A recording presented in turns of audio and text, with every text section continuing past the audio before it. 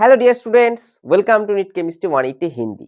Class 10 में और एक महीना रह गया है। आप लोगों का अगर साइंस सब्जेक्ट में कुछ भी प्रिपरेशन नहीं हुआ है तो आप लोग इस चैनल को जरूर सब्सक्राइब करके रखिए, क्योंकि आने वाले एक महीनों में मैं आप लोगों को गारंटीड 90 प्लस मार्क्स दिलवाऊंगा इस चैनल के माध्यम से, जहां पर मैं हर रोज क्लास 10 का साइंस का सिलेबस में से एक चैप्टर में से वीडियो लाऊंगा, जहां पर मैं सबसे पहले थॉरोली चैप्टर को डिस्कस करूंगा। उसके बाद पीवाईक्यू के साथ साथ सैंपल टाइप ऑफ क्वेश्चन यानी कैसे सवाल पूछे जा सकते हैं बोर्ड लेवल में, उसके बारे में डिस्कस करूंगा।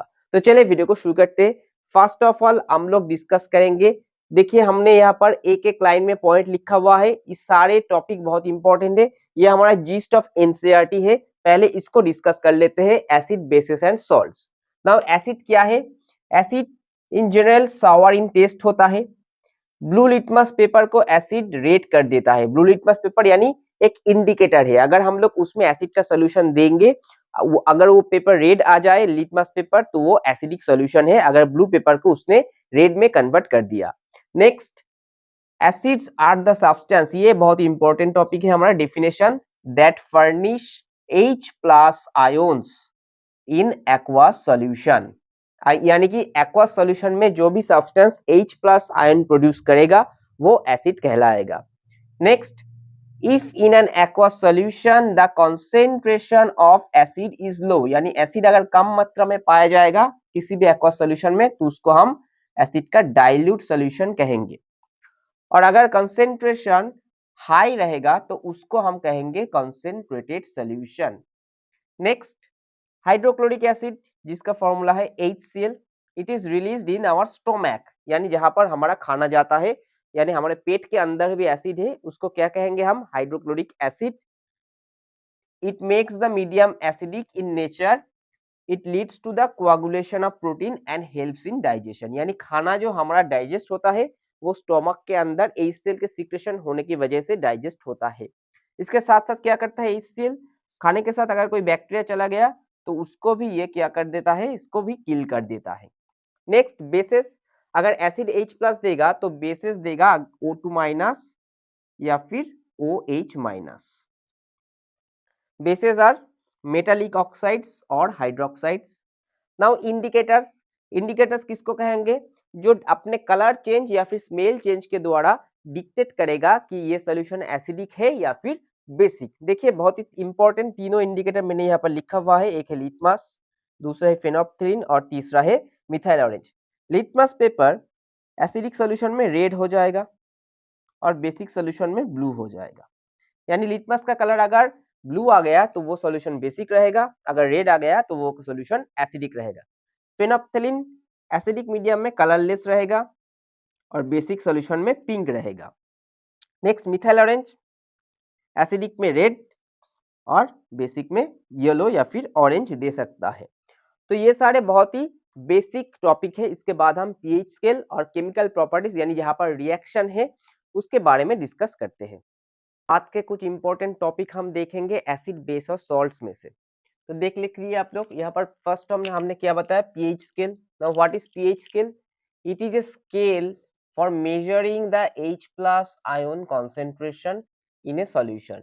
यानी एक सॉल्यूशन में H प्लस आयन कितने अमाउंट में है या फिर उसका स्ट्रेंथ क्या है उसको मेजर करने का स्केल है पीएच स्केल। इसको हम एक्सप्रेस करते हैं इस तरीके से, pH equal to minus log to the base 10 concentration of H plus. अब H, pH का H है H प्लस के लिए, और P मीन्स पोटेंस। ये एक जर्मन वर्ड है जिसका मतलब है पावर, यानी पावर ऑफ H प्लस, इसी को हम कहेंगे pH। अब अगर pH इक्वल टू 7 आया वैल्यू तो उसको हम कहेंगे न्यूट्रल सॉल्यूशन। यानी pH का वैल्यू अगर 7 आया किसी भी सॉल्यूशन का तो उसको हम कहेंगे न्यूट्रल।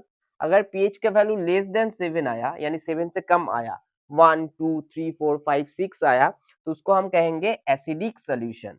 अगर pH के वैल्यू ग्रेटर देन 7 आया तो उसको हम कहेंगे बेसिक सॉल्यूशन, यानी 8 9 10 11 अगर इस तरीके का वैल्यू आया तो उसको हम कहेंगे बेसिक सॉल्यूशन। अब यहाँ पर एक इंपॉर्टेंट पार्ट है, इसको देखिए, इसको आप लोग याद रखिएगा क्योंकि ये एमसीक्यू या फिर क्वेश्चन की तरह पूछे जा सकते हैं। क्या बताया गया है? With the increase of H plus ion, यानी H प्लस आयन का कॉन्सेंट्रेशन अगर इंक्रीज होगा, बढ़ जाएगा, तो एसिडिक कैरेक्टर भी इंक्रीज हो जाएगा।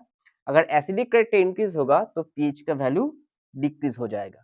तो अगर हमें पूछा गया कि एक सॉल्यूशन में हमने एसिड ऐड कर दिया तो उसका पीएच वैल्यू क्या हो जाएगा, उसका पीएच वैल्यू डिक्रीज हो जाएगा।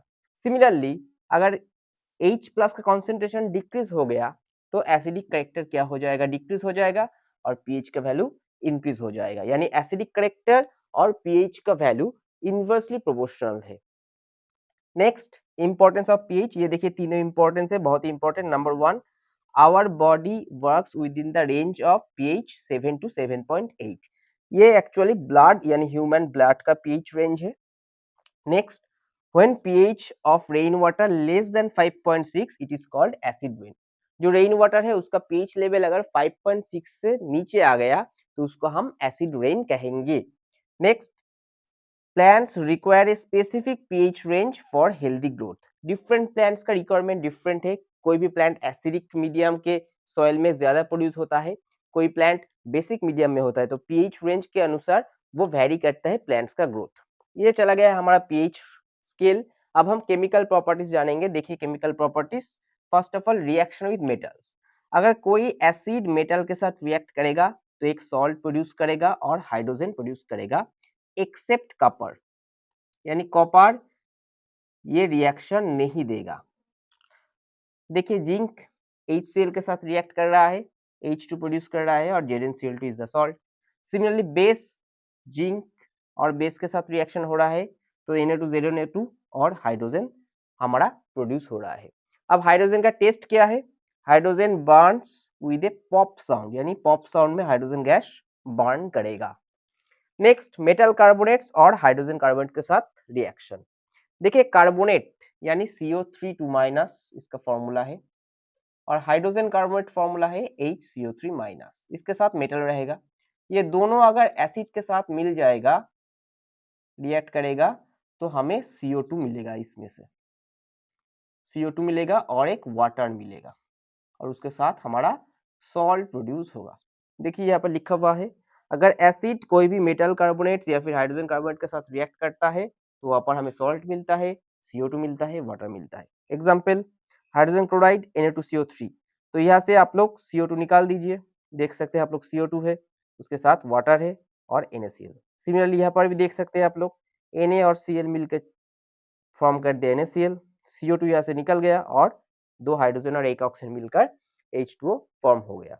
अब CO2 का क्या टेस्ट है, CO2 turns lime water milky when excess CO2 is passed, milkiness disappear. अगर लाइम वाटर को मिल्की कर देगा CO2, लेकिन अगर एक्सेस अमाउंट में पास करेंगे हम लोग तो वहां पर क्या हो जाएगा, मिल्कीनेस डिसअपियर हो गया। तो ये था हमारा एसिड बेस सॉल्ट का एक छोटा सा हमारा समरी। इसके बाद हम और भी कुछ इंपॉर्टेंट पॉइंट्स लेकर आएंगे और उसके साथ साथ हम लोग क्वेश्चन आंसर और PYQ भी सॉल्व करेंगे। आप लोग हमारे साथ जुड़े रहिए, अगले एक महीने में आप लोगों का पूरा साइंस का सिलेबस इस चैनल में से कवर हो जाएगा। और मेरा एश्योरेंस है अगर आप लोग ये चैनल को पूरी तरीके से फॉलो करेंगे तो आप लोग अगले जो एग्जाम होने वाला है फरवरी महीने में, उसमें साइंस सब्जेक्ट में 90+ स्कोर कर सकेंगे। नमस्कार।